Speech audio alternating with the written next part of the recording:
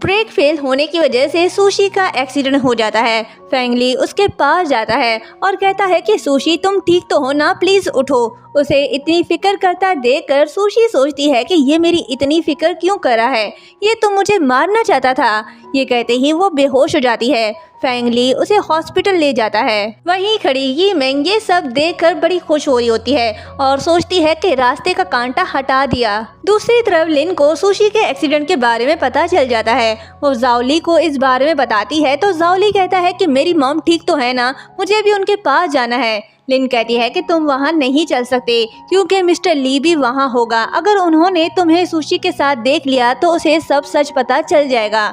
जाओली मान जाता है और लिन को मॉम के पास जाने के लिए कहता है। लिन के जाने के बाद वो सोचता है कि फेंगली मेरे मॉम के साथ था, जरूर इसने कुछ किया होगा। ये कहते ही वो कंपनी जाता है और छुपते छुपाते वो फेंगली के ऑफिस पहुंच जाता है और उसका लैपटॉप ओपन करने के लिए पासवर्ड हैक करता है तो वो सुशी का बर्थडे डेट होता है। वो सोचता है कि इसने ये पासवर्ड क्यों रखा। ये सब सोचने के बाद वो फेंगली के लैपटॉप पर रखे सीक्रेट डॉक्यूमेंट्स को लीक कर देता है। दूसरी तरफ फेंगली सुशी के लिए परेशान होता है। तभी असिस्टेंट आता है और उसे बताता है कि किसी ने हमारा पर्सनल डेटा लीक कर दिया है, जिस वजह से कंपनी के शेयर्स गिर रहे हैं और इन्फॉर्मेशन आपके लैपटॉप से लीक हुआ है। कोई आपके ऑफिस घुसा था। फेंगली कहता है कि पता करो ये किसने किया और ये भी कि कार के ब्रेक्स कैसे फेल हुए। असिस्टेंट के जाने के बाद वो अपने हाथों पे लगे सुशी के खून को देखकर खुद को कोस रहा होता है कि ये सब मेरी वजह से हुआ, ना वैसे कार ड्राइव करने का कहता, ना ये सब होता। तभी डॉक्टर बाहर आते हैं। फेंगली सुशी के बारे में पूछ रहा होता है तो डॉक्टर उसे सुशी की कंडीशन के बारे में बता कर चला जाता है। सुशी को ऑपरेशन रूम से बाहर लाया जाता है। फेंगली उसे वीआईपी रूम में शिफ्ट करने के लिए कहता है पर तभी लिन आती है और कहती है कि इसकी कोई जरूरत नहीं, मैं इसका ख्याल रख लूंगी। उसे देखकर फेंगली को पास्ट याद आता है। जब सुशी के बॉडी को निकाला जा रहा था तब लिन वहां आकर फेंगली को सुशी के मौत का कसूरवार ठहरा रही थी। ये सब याद करने के बाद वो सोचता है कि लिन सुशी की भी ऐसे ही केयर किया करती थी। सुशी के चेहरे के अलावा बाकी सब कुछ सेम है, ये इत्तेफाक तो नहीं हो सकता।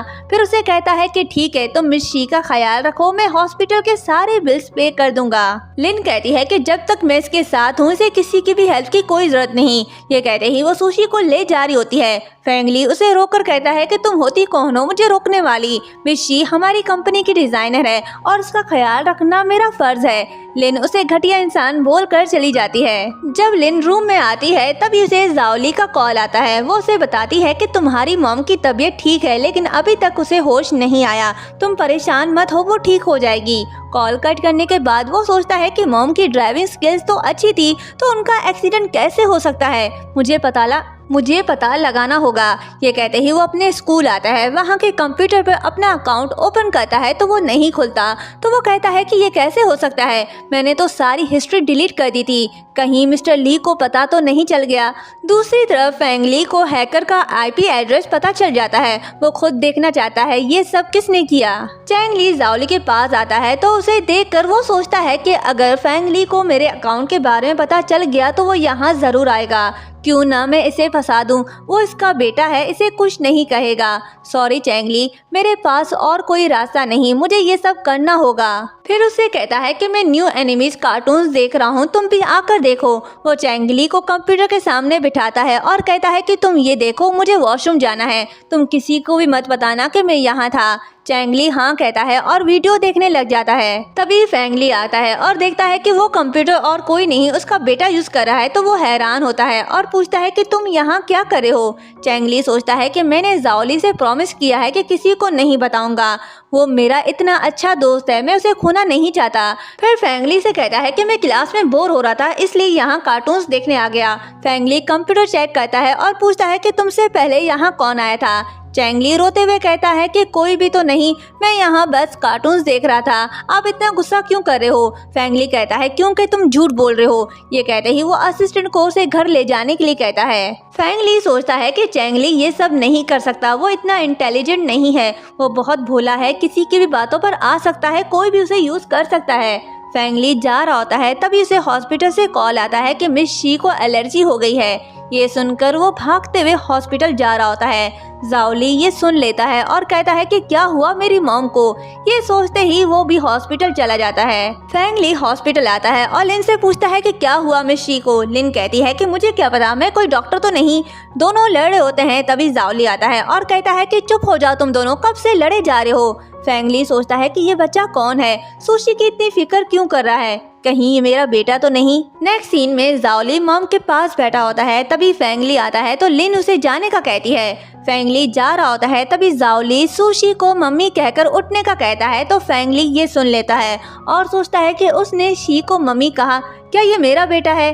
तभी असिस्टेंट आता है तो वो उसे कहता है कि मुझे पता लगा कर दो कि चैंगली का क्लासमेट जाओली का डैड कौन है, शायद वो मेरा बेटा है। फिर वो सुशी की तस्वीर को देखकर सोचता है कि मुझे पूरा यकीन है कि शी मेरी वाइफ है और जाओली मेरा बेटा है। जाओली गुस्से में फैंगली के पास आता है और पूछता है कि मेरी मम्मी को चोट कैसे लगी। फैंगली बताता है कि कार एक्सीडेंट से। तुम्हारी मम्मी हमारी कंपनी की डिजाइनर है तो टेस्ट ड्राइव करते हुए उनका एक्सीडेंट हो गया, सॉरी ये सब मेरी गलती है। जाओली सोचता है कि गलती, तुमने ये जानबूझकर किया, तुम तो उन्हें मारना चाहते हो, तुम मेरी मम्मी और मुझे बिल्कुल भी पसंद नहीं करते। फैंगली उससे पूछता है कि क्या तुम्हें याद है कि 6 साल पहले तुम्हारी मम्मी के साथ क्या हुआ था। जाओली कहता है कि तुम्हें इससे क्या, चले जाओ यहाँ से। फैंगली बातों ही बातों में जाओली के सर से बाल निकाल लेता है ताकि वो डीएनए टेस्ट करवा सके। फिर वो सुशी के पास जाता है और उन्हें देख रहा होता है, तभी उसे असिस्टेंट का कॉल आता है तो वो वहाँ से चला जाता है। असिस्टेंट उसे बताता है कि वो एक्सीडेंट नहीं था, किसी ने जानबूझकर कार के ब्रेक फेल किए थे। जिसके बाद फैंगली उसी कार के पास जाता है और बहुत ढूंढने के बाद उसे कार से लिपस्टिक मिलती है और इन्वेस्टिगेशन के लिए अपने साथ ले जाता है। फैंगली जब हॉस्पिटल आता है तो जाओली और सुशी सो रहे होते हैं। ये देखकर वो खुश होता है और कहता है कि मैंने ये कभी इमेजिन नहीं किया था कि जिसका मैंने सपना देखा था वो पूरा होगा। तभी सुशी को होश आता है। फैंगली उससे पूछता है कि तुम ठीक तो हो ना। ये कहते ही वो डॉक्टर को बुलाने जाता है तो सुशी सोचती है कि ये मेरी इतनी फिक्र क्यों कर रहा है। तभी जाओली भी उठ जाता है और मम्मी को होश में देखकर लिपट कर रोने लगता है। फैंगली डॉक्टर के साथ आता है और जाओली से कहता है कि तुम फिक्र मत करो, तुम्हारी मम्मी ठीक हो जाएंगी। ये सुनकर सुशी सोचती है कि क्या इसे पता चल गया कि ये मेरा बेटा है। अगर इसे पता चल गया कि ये उसका बेटा है तो वो उसे मुझसे छीन लेगा। नेक्स्ट सीन में फैंगली सुशी को सूप ला रहा होता है, तभी जाओली आता है और कहता है कि मेरी मम्मी किसी स्ट्रेंजर के हाथों से नहीं खाएगी। लिन भी वहाँ आती है और कहती है कि सही कहा, और तुम यहाँ क्या कर रहे हो, क्या तुम्हारे पास और कोई काम नहीं। फैंगली कहता है कि तुम मुझ पर नहीं जाओली पर ध्यान दो, इसके स्कूल का टाइम है, इसे ले जाओ। सुशी सोचती है कि इसे पता है कि जाओली मेरा बेटा है तो कोई रिएक्ट क्यों नहीं कर रहा। अगर इसे पूरा सच पता नहीं चला तो मुझे भी चुप रहना होगा।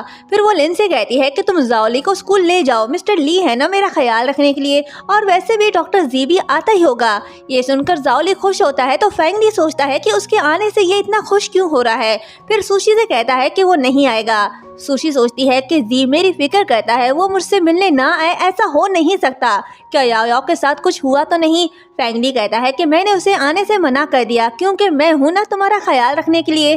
जाओली कहता है कि अंकल जी तुमसे ज्यादा अच्छे हैं, वो कभी भी मेरी मम्मी को हर्ट नहीं करते।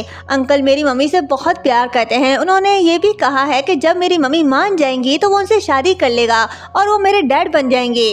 फैंगली कहता है लेकिन तुम्हारा तो ऑलरेडी डैड है ना, कोई भी तुम्हारे डैड कैसे बन सकता है। ये सुनकर जाओली उसे धक्का देकर चला जाता है। फैंगली पूछता है कि जाओली का डैड, तो सुशी कहती है कि वो मर चुका है। ये कहते ही उसे जाने का कहती है, पर फैंगली नहीं जाता, वो उसे सूप पिलाने लगता है।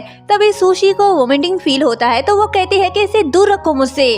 फैंगली उसके पास जाकर बैठ जाता है और पूछता है कि तुम उसे इतनी नफरत क्यों करती हो। सुशी कहती है कि तुम्हारी गर्लफ्रेंड सबके सामने मेरी इंसल्ट करती है, तुम मेरे घर आकर मुझे बुली करते हो और तुम्हारी वजह से आज मेरी ये हालत है, तो मुझे तुमसे नफरत नहीं तो और क्या प्यार होगा। फैंगली उसके क्लोज होता है तो सुशी नर्वस होती है और फिर पास्ट को याद करने के बाद वो सोचती है कि मैंने तुमसे प्यार किया लेकिन तुमने मेरे साथ क्या किया। तुम्हें क्या लगता है तुम्हारा ये सुंदर मुखड़ा देख कर मैं सब भूल जाऊंगी जो तुमने मेरे साथ किया। ये कहकर उसे थप्पड़ दे मारती है और कहती है कि तुमने और तुम्हारी गर्लफ्रेंड ने जो मेरे साथ किया, तुम्हें क्या लगता है मैं वो सब भूल जाऊंगी। और तुम्हें माफ कर दूंगी। और रही बात एक्सीडेंट की, तो मुझे लगता है कि उसमें भी तुमने ही कोई गड़बड़ की होगी। फैंगली कहता है कि तुम्हें क्या लगता है मैं तुम्हारे साथ ऐसा कर सकता हूँ? अगर ऐसा है तो तुम मुझे मार सकती हो। सुशी कहती है कि अगर तुमने नहीं तो तुम्हारी गर्लफ्रेंड ने किया होगा, वो जेलिसी में आकर कुछ भी कर सकती है। फैंगली सोचता है कि अब मुझे यकीन हो गया है कि तुम मेरी सुशी हो, अब मैं तुम्हें कभी भी खुद से दूर जाने नहीं दूंगा।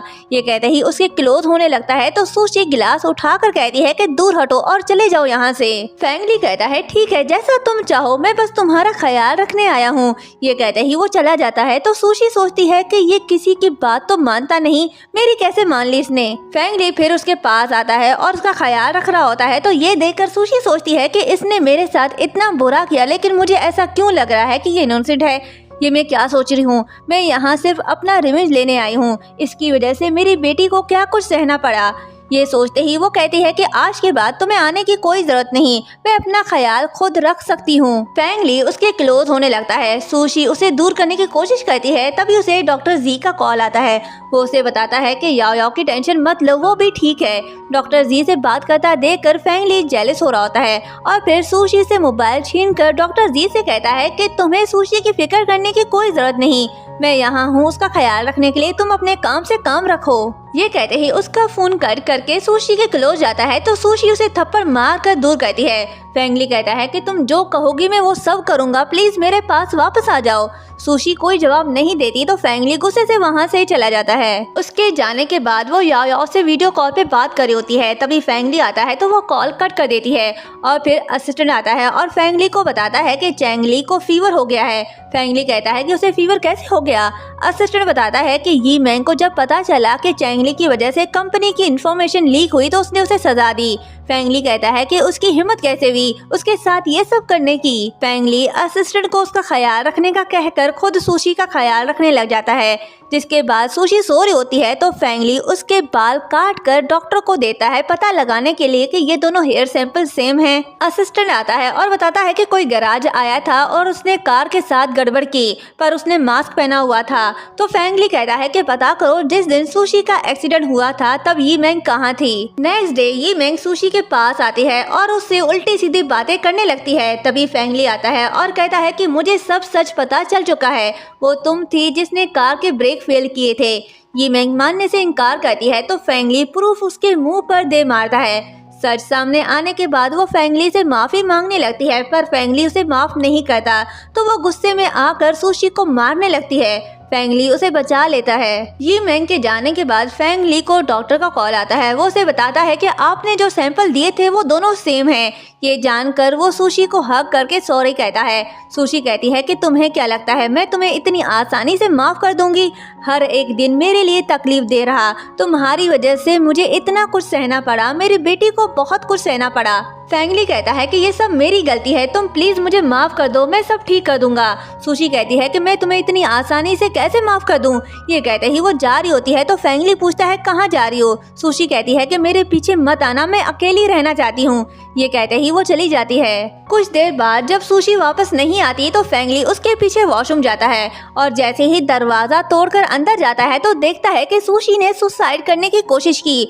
वो उसे गले लगा कर लिपट कर रोने लगता है और फिर कहानी 6 मंथ आगे चली जाती है, जहाँ फैंगली जाओली के साथ खेल रहा होता है और सुशी का इंतजार कर रहा होता है जो याओ याओ के साथ वापस आने वाली थी। इनफैक्ट फैंगली को सब सच पता चल चुका था तो उसने याओ याओ को अपनी किडनी डोनेट की थी और फिर सुशी याओ याओ के साथ आती है और कहानी इस हैप्पी मोमेंट के साथ एंड होता है। आई होप आप सबको ये ड्रामा बेहद पसंद आया होगा। मिलते हैं एक न्यू इंटरेस्टिंग वीडियो के साथ, तब तक के लिए चैनल को सब्सक्राइब करें और वीडियो को लाइक शेयर करना मत भूलिएगा। Thank you so much.